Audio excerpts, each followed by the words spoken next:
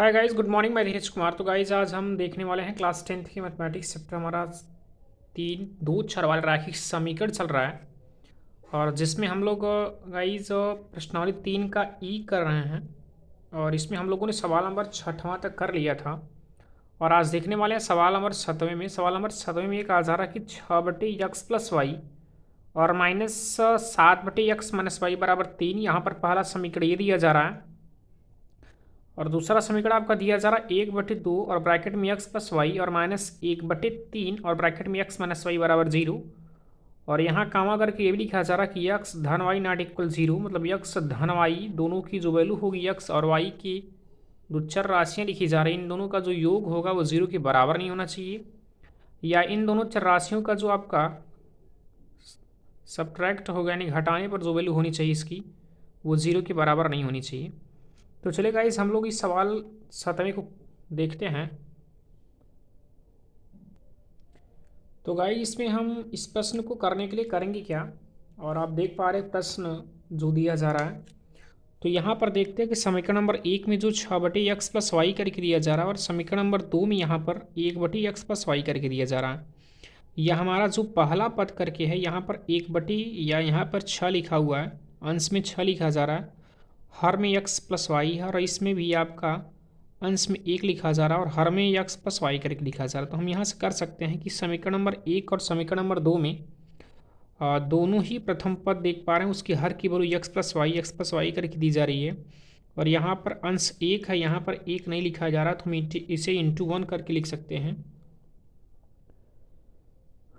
और मैं यहाँ पर ये बना सकता हूँ कि अगर मैं यहाँ पर मान लेता हूँ कि माना 1/x+y के स्थान पर अगर मैं a मान लेता हूँ, क्योंकि इस प्रकार से मानने पर आपके प्रश्न थोड़े से ईजी हो जाएंगे और आपको करने में आसान होगा। और यहाँ से 1/x-y करके लिखा जा रहा है, इसके स्थान पर हम b मान लेते हैं। जब a और b मानेंगे तो हमारा समीकरण नंबर 1 जो 2 है वो आपके a और b के पदों में हो जाएगा और हमको एक नया समीकरण मिल जाएगा।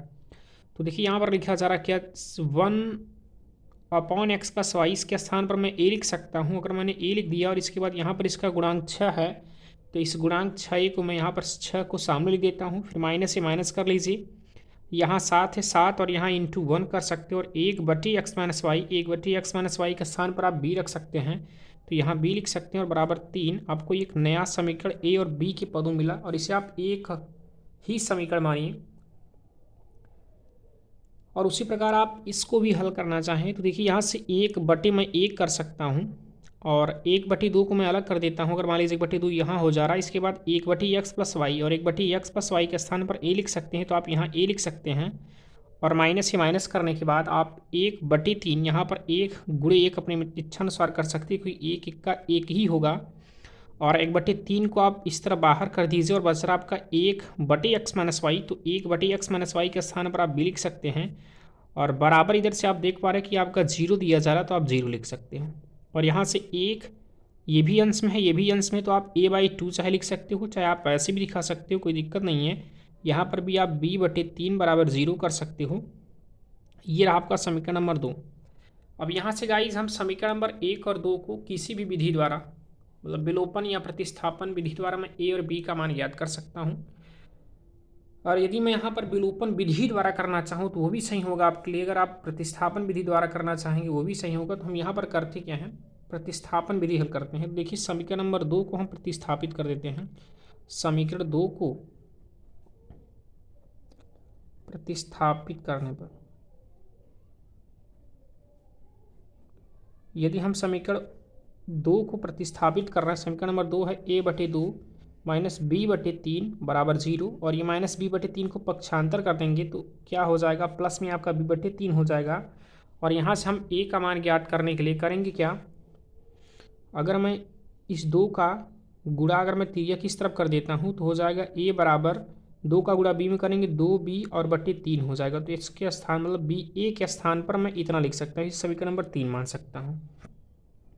अब या तो आप a का मान या समीकरण नंबर 3 का मान समीकरण नंबर 1 में रख दीजिए, तो आप यहाँ लिखेंगे a का मान, या आप समीकरण नंबर 3 भी लिख सकते हैं समीकरण 1 में रखने पर।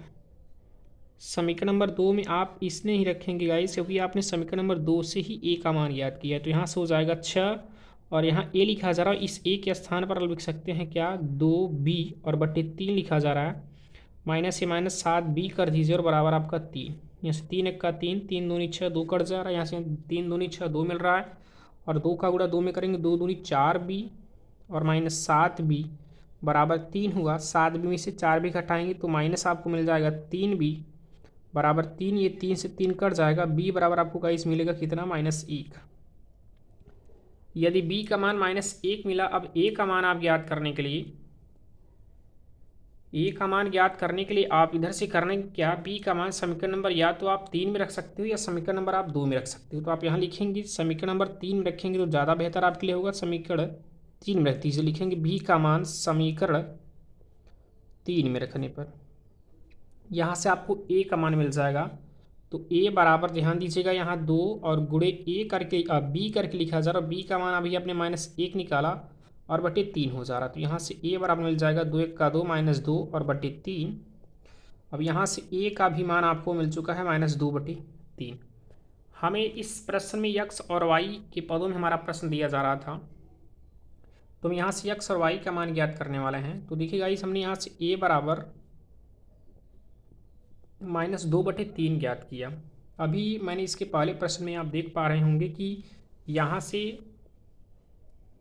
1 बटे एक्स प्लस वाई के स्थान पर मैंने ए माना था। ए के स्थान पर मैं इतना लिख सकता हूँ। तो आपके इस प्रश्न में यहाँ पर आप इस ए के स्थान पर 1 बटे एक्स प्लस वाई लिख सकते हैं और जिससे आपका यहाँ पर आपको एक नया समीकरण मिलेगा जब इसको सॉल्व करेंगे तब।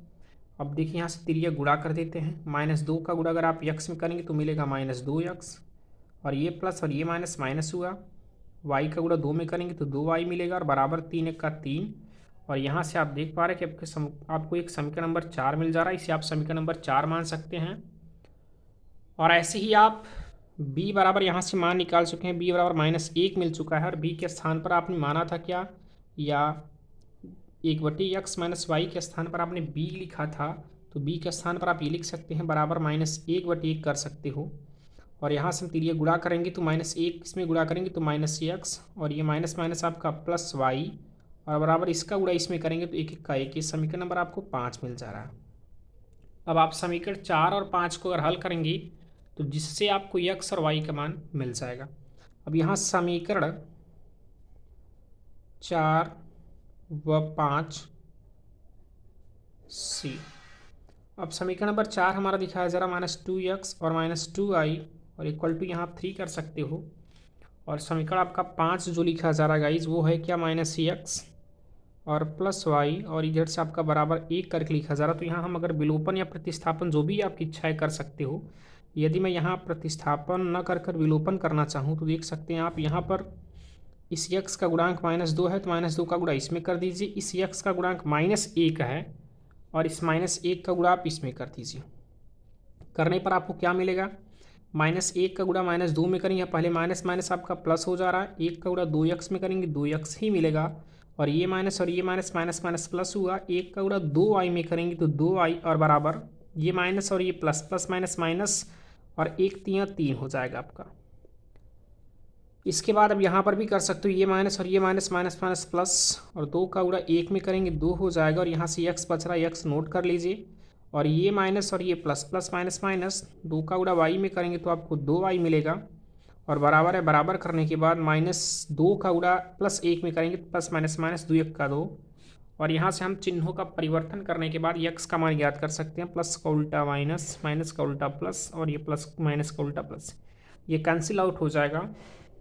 ये प्लस प्लस जुड़ जाएगा, 2i 2i 4y हो जाएंगे और बराबर ये प्लस और ये minus, plus minus minus minus means घटाना। तो घटाने पर क्या होगा, 3 में से आप 2 घटाएंगे और बड़ी संख्या चिन्ह क्या होगा, माइनस। तो -1 मिल जा रहा है। तो y का मान -1 बटे आपको क्या मिला गाइस, 4 मिला।